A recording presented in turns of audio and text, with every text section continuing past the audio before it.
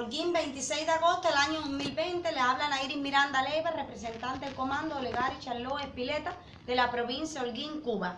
Activista y defensora de derechos humanos, expresa política y prisionera de conciencia.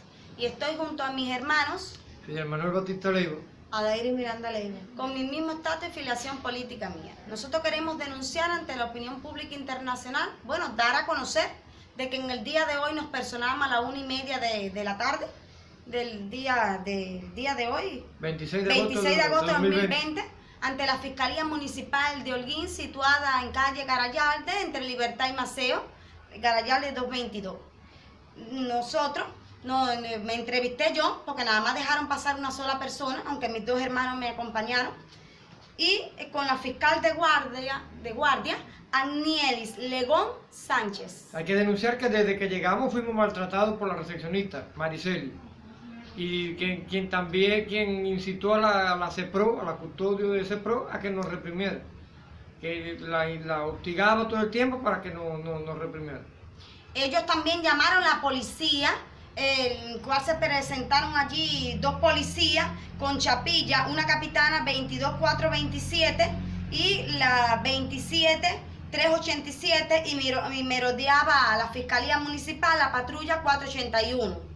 Yo quiero dar a conocer ante la opinión pública internacional que nosotros llegamos hasta allí con el firme propósito de ver en qué estatus legal se encuentra la denuncia 9940 del supuesto delito penal imputado por la seguridad del Estado contra nosotros por amenaza.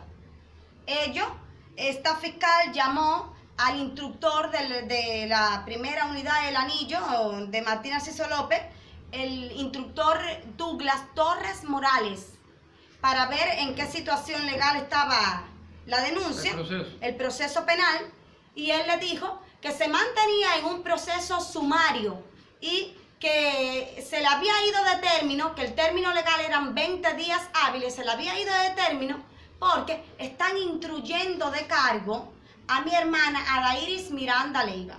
Ahora yo pregunto, la denuncia sale radicada como el día 13 de julio y a nosotros nos detuvieron el día 14 de julio, es decir, que fue una escalada represiva. El día 12 de julio llegó hasta aquí, hasta esta vivienda, el mayor Fernando con una policía blanca para citar verbalmente a mi hermana, a mi hermana Nairis, a mi hermano Fidel Manuel y a mi madre Maidolis, verbalmente para Martín Narciso López, el segundo del Anillo.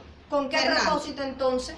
El día 13 se radicó la denuncia. Ana Karina Rodríguez Martínez y Dailén Cabrera radicaron la denuncia. Los chivatas violentas, los grupos de respuesta rápida. Y el día 14 nos detuvo con gran violencia el represor junto a otros represores más de la seguridad del Estado, Evelio, ahí en Morales Lemos, y nos detuvo con gran violencia, nos golpearon para Martín Narciso López, donde el día 15 se nos impuso arbitrariamente una medida cautelar, o sea, obligación contraída en acta. Ahí en esa golpiza participaron los dos policías, Anisley con chapilla 27387 y la capitana con chapilla 22427. Nosotros queremos denunciar que este proceso de siempre ha sido amañado y sigue siendo amañado y está dirigido por la seguridad del Estado para ver cómo nos encarcelan a nosotros y ellos creen que nosotros vamos a coger miedo o que nos vamos a apartar de nuestra lucha. Hay que denunciar contra la dictadura comunista. Esto no es el primer viaje que sucede. Esto es una situación peligrosa, al parecer ridícula, absurda, ilógica, porque los comunistas están violando sus propias leyes arbitrarias. Pero hay que recordar de que en 2016-2017, cuando se nos encarceló, era un proceso sumario y de 20 días hábiles nos tuvieron 46 días presos. Quiere decir que ellos pretenden hacer lo mismo esta vez, solo que manteniéndonos en la calle hasta el día del juicio. Que sepa la seguridad del Estado que nosotros no vamos a coger miedo, que nosotros vamos a seguir luchando por la libertad y la democracia para Cuba, por la libertad inmediata de todos los presos políticos, por empoderar a la sociedad civil cubana. Nosotros vamos a seguir luchando contra la dictadura comunista. Allí, en la Fiscalía Municipal de Holguín, yo hice una reclamación por esta denuncia penal, ya que se fue de término y es arbitraria. Y hay muchas violaciones en este proceso penal donde el proceso es fraudulento y amañado. represivo.